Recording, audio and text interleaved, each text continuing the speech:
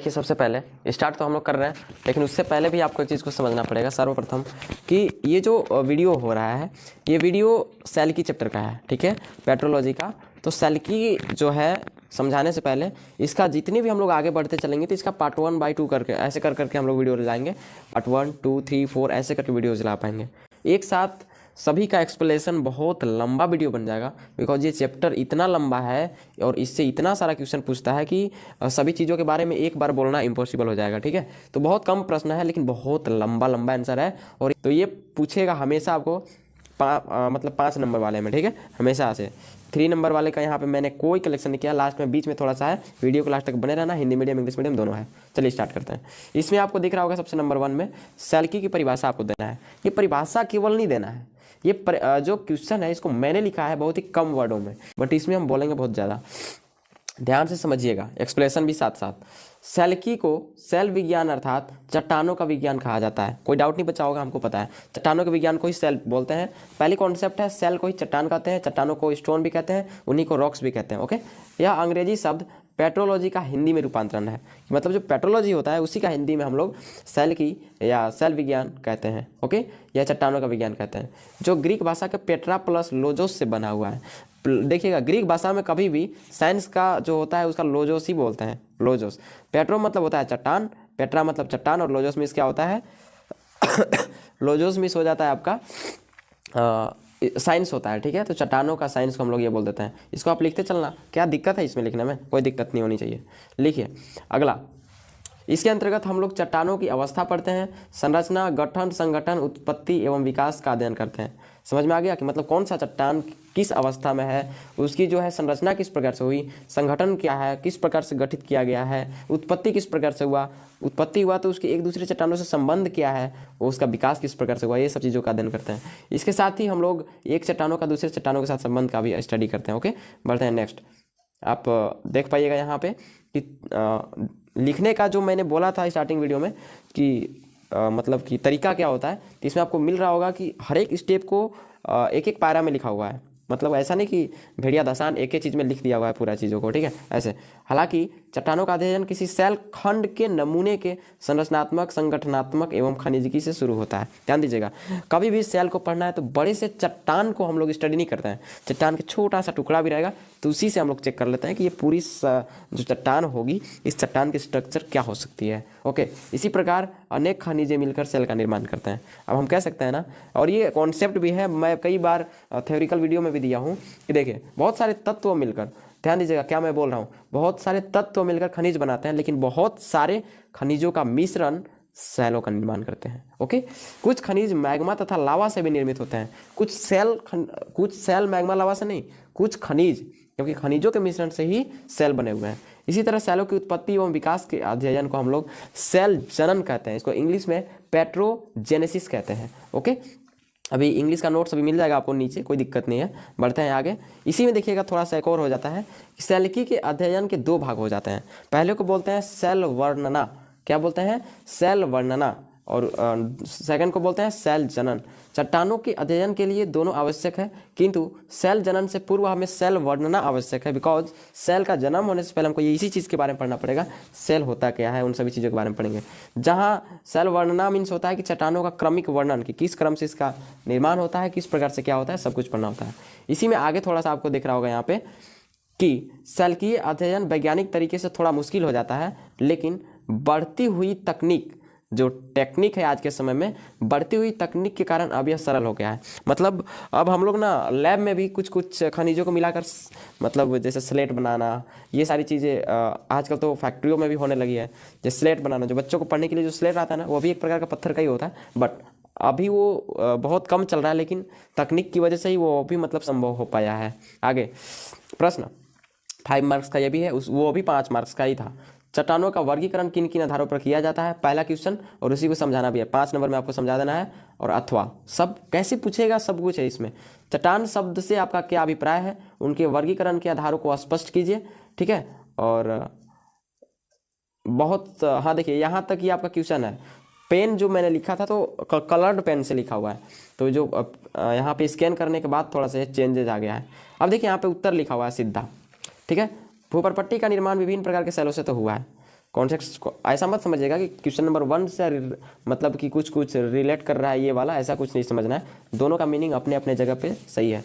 Cell निर्माण एक या अनेक खनिजों के मिश्रण से होता है, अब तो क्लियर हो गया होगा। साथ ही खनिज अनेक तत्वों से मिलकर बनते हैं, बोले थे अभी, बहुत सारे तत्वों मिलकर खनिज बनाते हैं, बहुत सारे खनिज मिलाकर सेल बना देते हैं। इसी प्रकार पृथ्वी का जो तल है, तल समझ रहे हैं, पृथ्वी का अंदर क्रस्ट, जितना क्रस्ट है पृथ्वी का परपट्टी, उसमें टोटल 8 रासायनिक तत्वों का मिश्रण है, जिसमें से नंबर 1 पे आता है ऑक्सीजन, यहाँ पे लिखा हुआ है O2, silicon Si, aluminium Al, Fe लोहा, कैल्शियम Ca, सोडियम Na और के मीन्स पोटेशियम और मैग्नीशियम मीन्स Mg लिखा हुआ है। ठीक है, अगला यहाँ पे आप देख सकते हैं पहला क्वेश्चन जो था ये तो ऐसे लिखा हुआ है, चट्टानों का वर्गीकरण यहाँ से अब स्टार्ट होता है। ध्यान दीजिएगा, चट्टानों का वर्गीकरण है, अभी हर एक सेल का प्रकार का हम कुछ नहीं बोल रहे हैं। देखिएगा अभी यहाँ से ये बेसिक चीज़ें आ जाती हैं। पृथ्वी पर फैली विभिन्न चट्टानों की उत्पत्ति, भौतिक एवं रासायनिक गुण तथा स्थिति में पर्याप्त अंतर पाया जाता है। चट्टानों को 2 भागों में वर्गीकृत किया जाता है। नंबर 1 बनावट की प्रक्रिया के आधार पर, ठीक है, और देखिएगा बनावट की प्रक्रिया के आधार पर ये 3 प्रकार के हो जाते हैं, ऐसे ही लिखना है आपको। 3 प्रकार कौन कौन से हो सकते हैं आप ध्यान दीजिएगा, आग्नेय चट्टानें, परतदार या अवसादी चट्टानें, कयांत्रित या रूपांतरित चट्टानें, आ गया समझ में। और जो नंबर 2 है वह सामान्य वर्गीकरण के आधार पर ये होते हैं 2 प्रकार के, नंबर 1 रवेदार सेल और नंबर 2 क्या होते हैं, ढेरयुक्त सेल। ध्यान दीजिएगा कि जो चट्टानों का वर्गीकरण है 2 भागों में किया गया, आप सुनिए ध्यान से, चट्टानों का वर्गीकरण 2 भागों में किया गया। नंबर 1 बनावट की प्रक्रिया के आधार पर और नंबर 2 सामान्य विभाजन, मतलब सामान्य वर्गीकरण जो किया जाता है जनरली उस हिसाब से। तो जो बनावट की प्रक्रिया था, बनावट की प्रक्रिया के आधार पर चट्टानों को 3 प्रकार में बांटा गया और जो सामान्य विभाजन के आधार था इसमें 2 में, एक रवेदार में और एक ढेरयुक्त में, और आग्नेय चट्टान, अवसादी चट्टान और कयांत्रित चट्टान।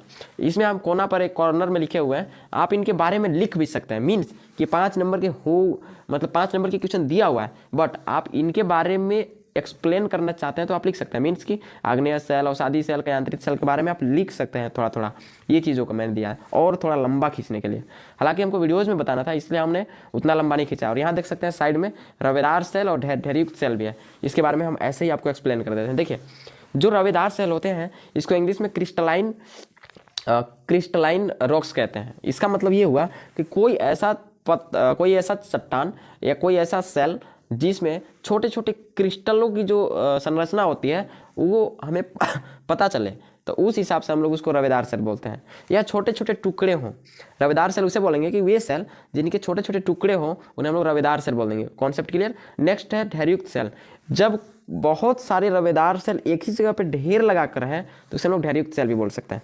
हालांकि इसके बारे में आपको एक्सप्लेन करने की ज़रूरत नहीं है, बट अगर आपने ये तीनों के बारे में एक्सप्लेन कर दिया तो आपको मार्क्स मिल ही जाएंगे। ओके, बढ़ते हैं नेक्स्ट प्रश्न। देखिएगा अभी मैंने बोला कि इन तीनों के बारे में आपको लिखना अनिवार्य है, आग्नेय, परतदार और कयांत्रित, तो यहाँ पर तो मैंने लिखा नहीं, तो प्रश्न कर दिया है, जो कि 3 मार्क्स में भी ये प्रश्न पूछ देते हैं कभी कभी। ठीक है, तो ध्यान दीजिएगा, आग्नेय सेल किसे कहते हैं? आग्नेय सेल अग्नि शब्द से बना हुआ है। पृथ्वी प्रारंभिक अवस्था में गर्म और तरल थी, जैसा कि मैंने एक्सप्लेनेशन वीडियो में सब क्लियर किया हुआ है। धीरे धीरे वो ठंडी हुई और इसके ऊपर ठोस भी ऊपर पट्टी बन गई। सिंपल सा ट्रिक है कि स्थल मंडल का निर्माण कैसे हुआ। पीछे देखिए वर्ल्ड का मैप भी है ऊपर में, यहाँ पर तो ये भारत का है, ऊपर में वर्ल्ड का मैप भी है, उसमें दिया हुआ है। और मैंने बताया था कि पृथ्वी का निर्माण से पहले पृथ्वी एक आग थी और एक समय बाद ठंडी होने के चलते कुछ भाग स्थल मंडल हो गई और उसी आग के वाष्प बनने के चलते जल मंडल का भी निर्माण हुआ यहाँ पे। ठीक है, इस प्रकार से। तो आई होप दैट समझ में आ गया होगा। भूपरपट्टी तक बन गया। इसका निर्माण आग्नेय सेलों से ही हुआ है, ऊपर का जो स्थल मंडल है। और आग्नेय सेल अब क्या है, यहाँ पर तो आग्नेय सेल पूछा था, परिभाषा हम दिए नहीं। आग्नेय सेल मैग्मा एवं लावा के संगठन पर बनते हैं। ये अत्यंत कठोर होते हैं और इन्हें प्राथमिक सेल भी कहते हैं। आग्नेय सेल के उदाहरण जो है ग्रेनाइट एवं बेसाल्ट हो जाते हैं, जो कि मैट्रिक में भी ये पूछा हुआ है, 11th में भी है, 12th में भी है। ओके, और अगला है हमारा अवसादी चट्टान क्या है, अवसादी सेल क्या है। इसके बारे में भी आपको कॉन्सेप्ट लेकर थोड़ा सा आप लिख सकते हैं, बट 3 मार्क्स में ये भी पूछ सकता है। ध्यान दीजिएगा, अवसादी चट्टान को परतदार चट्टान कहा जाता है। ये ऑब्जेक्टिव में काम करेगा कि परतदार सेल किसको कहते हैं, तो अवसादी को। अपक्षय एवं अपर्दन प्रक्रिया के द्वारा चट्टान टूट फूट कर जगह जगह पर फैले रहते हैं। ऐसे ही अवसादी चट्टान मतलब कि उनका निर्माण हो जाता है, जैसे बलुआ पत्थर हो गया, चूना पत्थर हो गया। आगे कयांत्रित या रूपांतरित सेल क्या है, ध्यान दीजिएगा। कयांत्रित जब होता है तो उसमें एक प्रोसेस आता है जिसको कयांतरण कहते हैं। ठीक है, और रूपांतरित में एक चीज़ आता है, प्रोसेस आता है जिसको रूपांतरण कहते हैं। तो उसी चीज़ को लिखा हुआ है। कयांतरण या रूपांतरण शब्द का अर्थ होता है रूप में परिवर्तन। रूप में परिवर्तन, आग्नेय या अवसादी सेल के रूपांतरण से कयांत्रित सेलों का निर्माण होता है। मीन्स आपको समझ में आया कि जब सेल्की के बारे में बता रहे थे तो बोले थे कि हर एक सेल का एक दूसरे से कनेक्शन होता है, ठीक है। तो अवसादी सेल अब तक आपको समझ में आ गया होगा कि अवसादी कैसे बनता है ये, और नहीं समझ में आ रहा है तो सेल विज्ञान क्लास 12 जियोलॉजी और मेरा चैनल सर्च कर दीजिएगा, साथ में वीडियोज आ जाएगा, ठीक है। ताप एवं दाब के कारण एक लंबे समय के बाद रूप में बदल दिया जाता है, मतलब एक लेयर बना दिया जाता है रूपांतरित का, ठीक है ना, रूप में परिवर्तन करके, तो रूपांतरित सेल का निर्माण हो जाता है, जैसे संगमरमर, नीस इत्यादि। तो ये आप लिख लीजिएगा, पहले नोट्स आपको मिल चुका है, ठीक है। और एक क्वेश्चन है यहाँ पे, ये 5 मार्क्स में पूछता है, बट इसको हम 5 स्टेप में ही आंसर देने का कॉन्सेप्ट क्लियर किए हैं। पहला देख सकते हैं आप लोग, चट्टानों एवं खनिजों में अंतर लिखें। तो निम्नलिखित अंतर है, समझ में आ गया। पहला, खनिज और चट्टान को अलग अलग डिवाइड कर देना है, मतलब ये आंसर लिखने का ये फंडा है कि ऐसे ही आपको लिखना है हमेशा, ठीक है। खनिज में ये तत्वों के समूह को खनिज कहते हैं, तत्वों के खनिज को समूह कहते हैं, लेकिन खनिजों के समूह को हम लोग सेल कह देते हैं। ये प्राकृतिक अवस्था में पृथ्वी पर पाए जाते हैं, ये भी मिलेंगे प्राकृतिक अवस्था में, लेकिन ये खनिजों के मिश्रण के रूप में मिलेंगे। ओके, नेक्स्ट, एक हद तक इनका जो है ना निश्चित भौतिक गुण होता है, इसमें कोई भी भौतिक गुण नहीं होता। ये खनिज के बारे में, इस साइड में हम खनिज के बारे में बात कर रहे हैं, उस साइड में चट्टान के बारे में। इनकी एक विशेष आणविक संरचना होती है, इसमें होती ही नहीं। इनका एक हद तक निश्चित रवा का रूप, मतलब क्रिस्टलाइन का रूप खनिजों में पाया जाता है। 5वां देख सकते हैं, इनका एक हद तक निश्चित रवा का रूप होता है और इनका कोई रवा हुआ रूप नहीं होता है, लेकिन हाँ क्रिस्टल हो सकता है, ठीक है, जैसे रविदार सेल के बारे में बताते अभी। तो इस हिसाब से आपका हिंदी का कॉन्सेप्ट तो क्लियर हो गया। बच रहा है इंग्लिश का, तो इंग्लिश में भी अभी तुरंत आगे बढ़ते हैं हम लोग। ओके, चलिए तो हम लोग स्टार्ट करते हैं अब इंग्लिश मीडियम वालों के लिए। इसमें लिखा हुआ है, साफ साफ देख सकते हैं, पेट्रोलॉजी Q&A, ठीक है। तो व्हाट इज़ पेट्रोलॉजी? राइटिंग बहुत रफ मिलेगा, बिकॉज मेरा BSc में भी राइटिंग जो है बहुत फास्ट है, तो रफ मिलेगा। इंग्लिश मीडियम वाले खुद ही समझदार होते हैं, लिख लेंगे, ठीक है ना। तो स्टार्ट करते हैं। पेट्रोलॉजी क्या है? तो petrology is called rock science, उसी को कहा जाता है रॉक साइंस को ही। Under this we study the state, structure and formation, composition, origin and development of rocks. क्या क्या पढ़ना है हमें? उसके स्टेट, अवस्थाएं के बारे में पढ़ना है, स्ट्रक्चर, उसकी संरचना के बारे में पढ़ना है, फॉर्मेशन, किस प्रकार से वो मतलब कि फॉर्मेशन उसका हुआ, किस प्रकार से उत्पत्ति होता है, कॉम्पोजिशन, संगठन पढ़ना है, ओरिजिन, किस प्रकार से उसकी उत्पत्ति होती है, डेवलपमेंट, और किस प्रकार से उसका विकास हो रहा है, सब कुछ है उसी का है इसमें, ठीक है ना। तो अलॉन्ग विथ दिस, इसके साथ ही हम लोग इसको भी पढ़ते हैं, we also study the relationship of, ठीक है ना, one rocks with other rocks. एक चट्टानों से दूसरे चट्टानों के बीच में क्या रिलेशनशिप है, उस चीज़ के बारे में पढ़ते हैं। रिलेशनशिप ने रिलेशन बोले तो बेस्ट होगा। ओके, बढ़ते हैं नेक्स्ट। यहाँ पे आप देख सकते हैं यहाँ पे आगे, how ever the study of rocks begins, ठीक है ना, with the structural, compositional and mineralogy of a rock sample. हम लोग पढ़ने के लिए रॉक सैंपल लिख लेते हैं, उसी में हम लोग स्ट्रक्चरल पढ़ लेते हैं, कॉम्पोजिशनल पढ़ लेते हैं, मिनरोलॉजिकल पढ़ लेते हैं, ठीक है। और उसी में लिखा हुआ है कि सिमिलरली, इसी प्रकार से, many minerals combine to form rocks, ठीक है ना, मैनी मिनरल्स मिलकर कंबाइन कर देते हैं एक रॉक्स को, ठीक है। Some minerals are also formed from magma और लावा। कुछ जो मिनरल्स होते हैं मैग्मा और लावा से भी बने होते हैं। Similarly the study of origin and development of rocks is called rock genesis. Rock genesis को हम लोग इंग्लिश में और अलग तरीके से पेट्रोजेनेसिस भी बोलते हैं, इसको हिंदी में सेल जनन बोलते हैं, जैसा कि अभी आपने पीछे पढ़ रखा था। ओके, चलिए, इसमें ज़्यादा लंबा है थोड़ा सा, लेकिन समझना होगा कि there are 2 parts of petrological study, कि अगर हम पेट्रोलॉजी को स्टडी कर रहे हैं तो 2 पार्ट है यहाँ पे, रॉक डिस्क्रिप्शन एंड रॉक, इसको पेट्रोग्राफी कहते हैं। जो रॉक जो डिस्क्रिप्शन है, वर्णन डिस्क्रिप्शन का ही होता है, लेकिन यहाँ पे आप पेट्रोग्राफी बोल सकते हो। पेट्रो मीन्स रॉक और ग्राफ मतलब उसका वर्णन, ग्राफ का क्रम बाई क्रम करके, तो रॉक जेनेसिस भी बोल सकते हैं, इसको पेट्रोजेनेसिस भी बोल सकते हैं। ओके, तो कोई दिक्कत नहीं है ये स्पेलिंग से। Both are necessary for the study of rocks, दोनों जरूरी है किसी भी चट्टान को पढ़ने के लिए। But rock description means petrography is necessary before rock genesis, कि मतलब पेट्रोग्राफी जो है वो बहुत ज़्यादा नेसेसरी है, किसके? बिफोर रॉक जेनेसिस के। ओके, तो उसी चीज़ को यहाँ पे हमने एक बार फिर से लिख दिया है, पेट्रोग्राफी यहाँ पे, और उसी को रॉक डिस्क्रिप्शन भी बोल रहे थे, वेयर, ठीक है ना। ये जो है वहाँ पे हम लोग क्या पढ़ते हैं? Systematic description of rocks is called, क्या पढ़ते हैं? सिस्टमैटिक तरीके से डिस्क्रिप्शन उसके बारे में हम लोग पढ़ लेते हैं। ओके, तो ये तो हो गया आपका इसका आंसर। अगला पेट्रोलॉजी का वो आंसर कंप्लीट हो गया। इसमें क्वेश्चन देखिएगा, थोड़ा घुमा कर पूछ देता है, वही प्रश्न है सेम, पेट्रोलॉजी का क्लासिफिकेशन आपको करना है। ओके, क्लासिफिकेशन ऑफ रॉक्स, तो इसमें जो आंसर होगा, क्वेश्चन तो आप देख ही रहे हैं, अगला जो इसका आंसर है वो आप देख सकते हैं। The crust is made up of different types of rock. जो ये क्रस्ट बना है भूपर पट्टी, ये बहुत प्रकार के रॉक्स से बना हुआ है। Rock is made up of a mixture of one और मैनी मिनरल्स, बहुत एक या अनेक मिनरल से मिलकर कोई सेल बनता है। Also minerals are made up of many elements, कि जो मिनरल्स होते हैं वो भी मैनी एलिमेंट्स से मिलकर बने होते हैं। Similarly the parts of the earth surface was made up of 8 chemical elements which are as follows, मतलब कि इसी प्रकार से जो अर्थ सरफेस है वो भी 8 केमिकल एलिमेंट्स से बना हुआ है, जो कि है number 1 oxygen, silicon, aluminium, Fe, calcium, sodium, potassium and magnesium. अगला चीज़ ये देख सकते हैं क्लासिफिकेशन ऑफ रॉक्स के बारे में, ठीक है ना। क्या लिखा हुआ है, substantial difference is found in the origin, physical and chemical properties and condition of different rocks spread on the earth, ठीक है। Rocks are classified into 2 parts, इस हिसाब से जो रॉक्स होते हैं 2 पार्ट में डिवाइडेड हैं, ठीक है। इस प्रकार से on the basis of method of formation, कि मतलब कि उनके निर्माण के आधार पर भी हम लोग बोल सकते हैं ऐसे कुछ करके, उत्पत्ति के हिसाब से, फॉर्मेशन के हिसाब से। On the basis of process of formation they are of 3 types, means first है igneous rock, second is sedimentary, third is metamorphic. Next है जो सेकंड वाला था, on the basis of the general classification, means इसमें था crystalline rocks, इसमें था clastic, जो रवेदार और ढेरयुक्त था ना, इसका मीनिंग ये हुआ। अब इसके बारे में आप लिख सकते हैं, ये जो 3 प्रकार के थे ऊपर में, तीनों के बारे में भी आप लिख सकते हैं, वही 3 मार्क्स में आपको पूछ सकते हैं।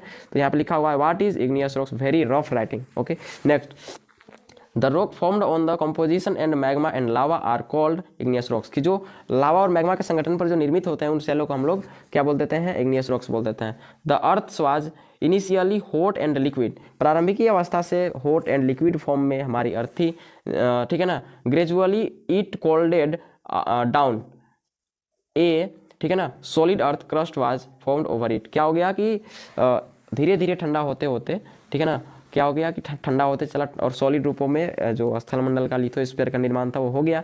दे आर वेरी हार्ड, क्या है, बहुत कठोर है। और दीज आर ऑल्सो, ठीक है ना, कॉल्ड प्राइमरी रॉक्स, जो इग्नियस रॉक्स होते हैं इन्हें हम लोग प्राइमरी रॉक्स भी कहते हैं। ऑब्जेक्टिव में ये भी काम कर देगा। सम एग्जांपल्स इसके, ग्रेनाइट एंड बेसाल्ट, जो कि पिछले हिंदी मीडियम वाले नोट्स के साथ ही मिल जाता है, ओके। नेक्स्ट है, पूरे रेड पेन से लिखा हुआ है। नेक्स्ट है what is sedimentary rocks, easy है। Sedimentary rocks is called layered rock, इनको हम लोग बोलते हैं परतदार सेल, ठीक है। अगला,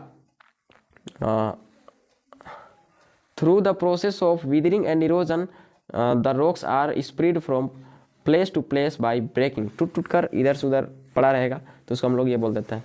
this is called sedimentary rocks. Example sandstone and limestone, आप क्लियर करते चलो इतना में, ठीक है। What is metamorphic rock, the word Metamorphosis, ठीक है, and transformation means change in form. इनका जो मीनिंग होता है इन शब्दों का वही होता है चेंज इन फॉर्म, रूपों में परिवर्तन, रूपांतरित, ठीक है। Metamorphic rock are formed by the transformation of igneous और सेडिमेंट्री रॉक, कि जो मेटामॉर्फिक जो बनता है सेडिमेंट्री और इग्नियस के फॉर्मेशन से बनता है, ओके। मतलब ब्रेक डाउन करते चलो तो वो बन जाएगा, और एक समय बाद टेम्परेचर प्रेशर के वजह से वो एक लेयर में बन जाता है, ठीक है। तो चेंज इन फॉर्म उसका हो जाता है। अगला, उसको तो हम एक्सप्लेन कर दिए बट पढ़ना भूल गए। Sedimentary rock change from over a long period of time due to heat and pressure, ठीक है ना। यहाँ पे देख सकते हैं forming metamorphic rock like marble and gneiss, ठीक है ना, नाइस। अगला, write the difference between rocks and minerals, rocks and minerals के बीच में आपको डिफरेंस बताना है। Following are the differences between minerals and rocks, okay. Next आप यहाँ पे देख सकते हैं मिनरल्स के बारे में, a group of different elements is called mineral, a group of different minerals is called rocks. कुछ तो अंतर लग रहा होगा, यहाँ पे एलिमेंट्स है, यहाँ पे मिनरल्स है, इसी चीज़ का अंतर है, क्योंकि एलिमेंट्स मिलकर मिनरल्स बनाएंगे और मिनरल्स मिलकर रॉक्स बनाते हैं, ओके। नेक्स्ट है यहाँ पे, these are found in a natural state, ये नेचुरल अवस्था में पाए जाते हैं। These are also found in natural state but in the form of a mixture of minerals, पाए जाएंगे लेकिन इनमें मिक्सचर रहेगा किस चीज़ का, मिनरल्स का। आगे, to an extent they have definite physical properties, इनके पास अपना एक क्या होता है, मतलब निश्चित तरीके से फिजिकल प्रॉपर्टीज मीन्स भौतिक गुण होते हैं। दे don't have any physical properties, पत्थर वही तो पत्थर होता है ना, उसके बीच कुछ भी नहीं होता। अगला, they have special molecular structure, इसके पास मॉलिक्यूलर आणविक जो संरचना है वो है, लेकिन they don't have any molecular structure. Okay, यहाँ पे they have a certain crystalline from an extent, लेकिन they don't have any crystalline from the but can be crystalline, ये पूरी तरीके से रवेदार नहीं होते हैं, लेकिन हाँ इसमें क्रिस्टलों जैसी संरचना पाई जाती है। इस प्रकार से चैप्टर होती है ख़त्म। और best important most important question answer थे। आई होप दैट आपको समझ में आ गए होंगे।